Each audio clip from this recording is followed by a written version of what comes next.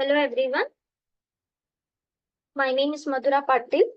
Today I'm here to deal certain MCQ questions on the chapter algebraic expressions. Okay, so last ಸ್ವಲ್ಪ class ಅಲ್ಲಿ ನಾವು number systems ಮತ್ತೆ algebraic expressions ಅನ್ನ ನೋಡಿದೀವಿ.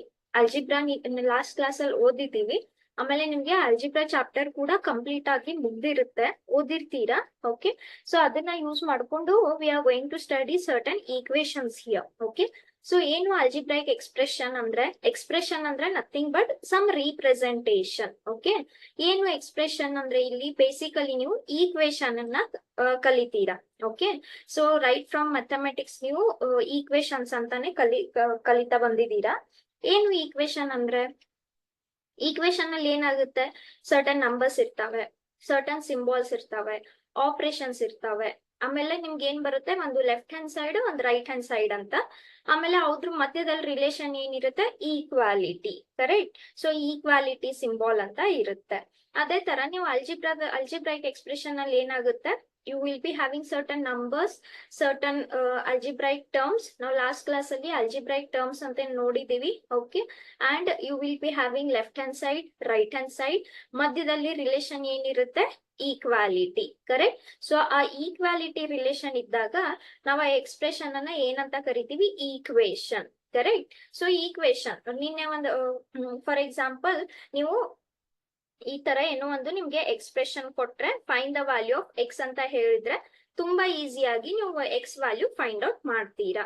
So ಈ ತರ ಎಕ್ಸ್ಪ್ರೆಷನ್ಸ್ ಅನ್ನ ನಾವು ಈಕ್ವೇಶನ್ ಅಂತ ಕರಿತೀವಿ.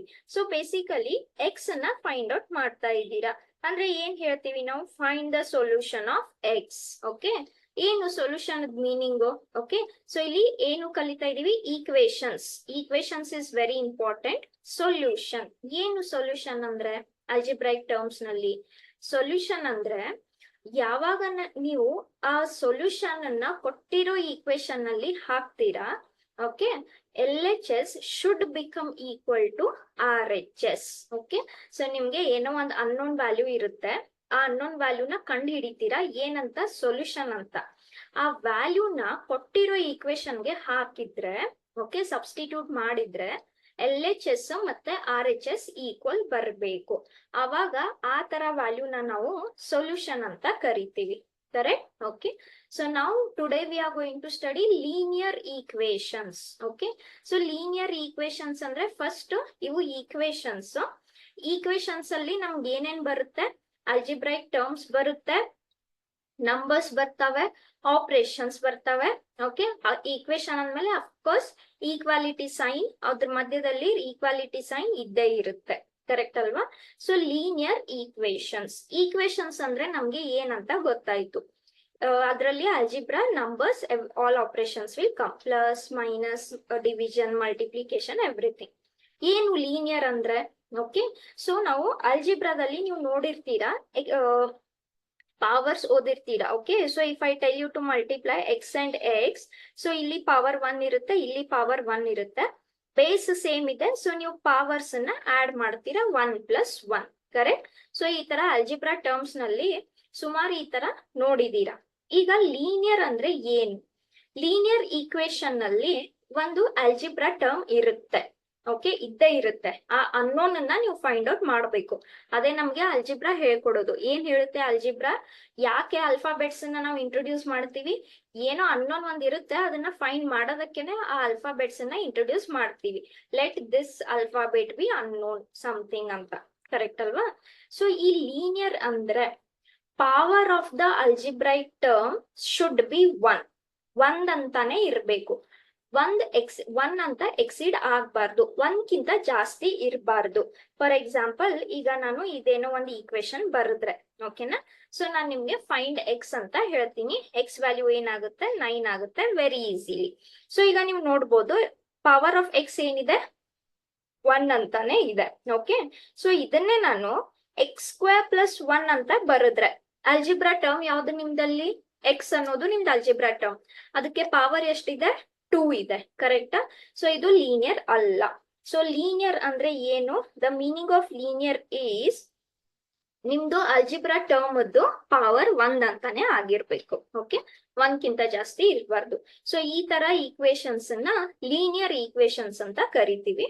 And of course once you have linear equation, ನಮ್ಗೆ ಎಕ್ಸ್ ವ್ಯಾಲ್ಯೂ ಹೇಗೆ ಫೈಂಡ್ ಔಟ್ ಮಾಡೋದು ಅನ್ನೋದು ಸಿಂಪಲ್ ಅಲ್ಜಿಬ್ರಾ ಇಟ್ ಇಸ್. ನಿನ್ನೆ ನಾವು ಮಲ್ಟಿಪ್ಲಿಕೇಶನ್ ಎಡಿಷನ್ ಎಲ್ಲ ಮಾಡಿದೀವಿ.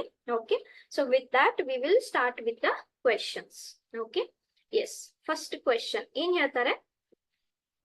In a calendar, a square of 4 numbers is marked. The sum of the numbers is 104.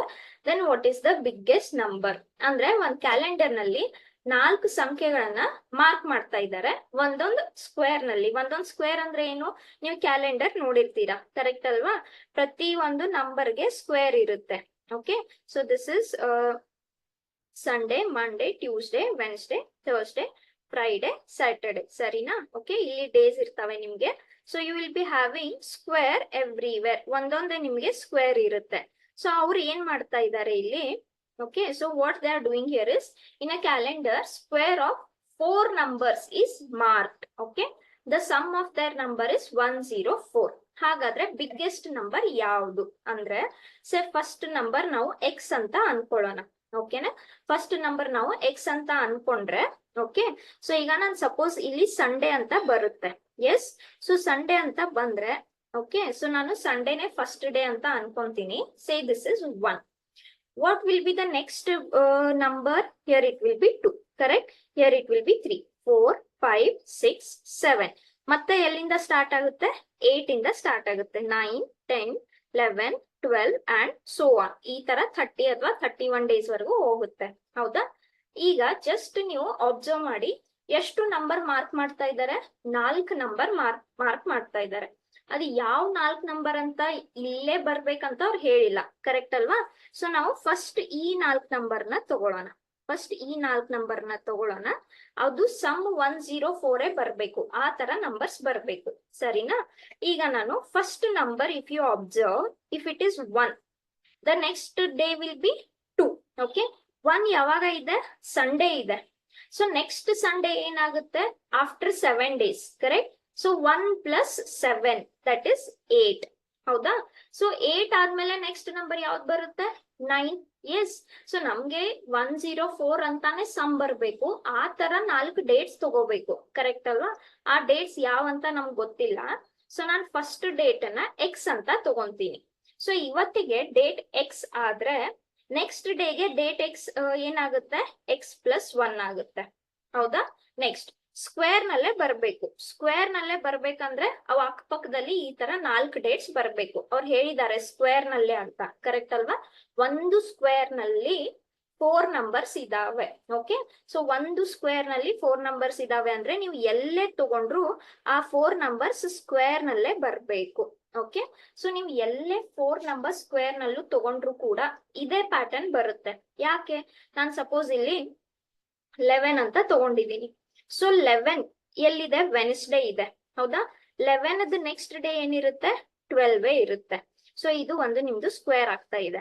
ಈಗ ಇಲ್ಲಿ ಪಕ್ಕದಲ್ಲಿ ವೆನ್ಸ್ಡೇ ಇಂದ ವೆನ್ಸ್ಡೇ ವರೆಗೂ ಏನಾಗುತ್ತೆ? +7 days, ಕರೆಕ್ಟ್? ಸೊ ಇದೇನಾಗುತ್ತೆ? 11 + 8. ಹೌದಾ? 19 ಆಯ್ತು. 19 ಪ್ಲಸ್ ನೆಕ್ಸ್ಟ್ ಡೇ ಏನಾಗುತ್ತೆ? 20ನೇ ಆಗುತ್ತೆ. ಸ್ಕ್ವೇರ್ ನಲ್ಲೇ ಬರ್ಬೇಕು. ಹೌದಾ? ಸೊ ಇವಾಗ ನಾನು ಫಸ್ಟ್ ನಂಬರ್ ಎಕ್ಸ್ ತಗೊಂಡ್ರೆ ನೆಕ್ಸ್ಟ್ ಡೇ ಏನಾಗುತ್ತೆ? ಎಕ್ಸ್ + 1 ಆಗುತ್ತೆ. ಪಕ್ಕದ ನಂಬರ್ ಏನಾಗುತ್ತೆ? ಎಕ್ಸ್ + 7 ಆಗುತ್ತೆ. ಯಾಕೆ? 1 + 7 is 8, ಕರೆಕ್ಟ್ ಅಲ್ವಾ? ಓಕೆ, ನೆಕ್ಸ್ಟ್ 9 ಹೇಗೆ ಸಿಗುತ್ತೆ ನಿಮ್ಗೆ? 1 + 8. Yes, so similarly here what I get? X + 8. So ನೀವು ಎಲ್ಲೇ ತಗೊಂಡ್ರು ಈಗ ನನ್ಗೆ 11 ಅಂತ ಇದೆ. ಕೆಳಗಡೆ ನಂಬರು 11 + 1 ಆಯ್ತು. ಪಕ್ಕದ ನಂಬರು 11 + 8 ಆಯ್ತು. ಓಕೆ, ಪಕ್ಕದ ನಂಬರು 11 + 9 ಆಯ್ತು. ಹೌದಾ? ನಾನು ಹೆಂಗ್ ಬರ್ದೆ ಇಲ್ಲಿ? 1 second.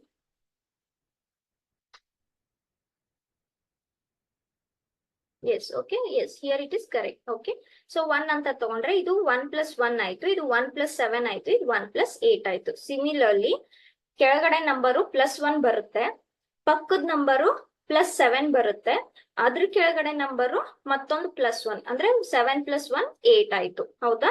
So these are your 4 numbers.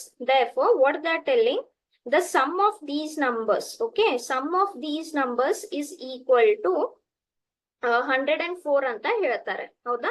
So ಇದನ್ನ 104 ಅಂತ ಹೇಳ್ತಾರೆ. ಹಾಗಾದ್ರೆ ಬಿಗ್ಗೆಸ್ಟ್ ನಂಬರ್ ಫೈಂಡ್ ಮಾಡ್ಬೇಕು. ನಮ್ದು ಯಾವ್ದು ಬಿಗ್ಗೆಸ್ಟ್ ನಂಬರ್? x + 8. ಅದಕ್ಕೆ ಫಸ್ಟ್ ನಾವು x ಫೈಂಡ್ ಔಟ್ ಮಾಡೋಣ. So here it is x. ಎಷ್ಟು x ಟರ್ಮ್ಸ್ ಇದಾವೆ? 4 ಸಲ x ಟರ್ಮ್ಸ್ ಇದಾವೆ. ಸೊ ಇದೆಷ್ಟಾಯ್ತು? 4x ಆಯ್ತು. 1 + 7 8 ಆಯ್ತು. 8 + 8 16 ಆಯ್ತು. And this is 104. Correct? So you can see that we are getting the linear equation only here. Yake the power of x is 1. Okay? Yes. Sorry, 1 second.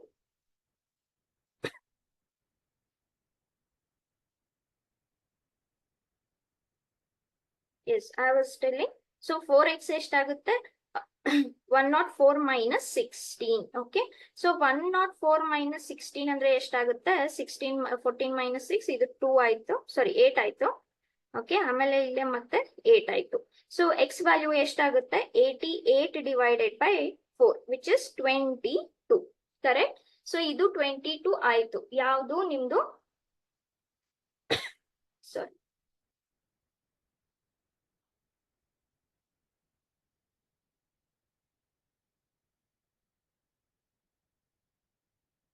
S. So X is 22.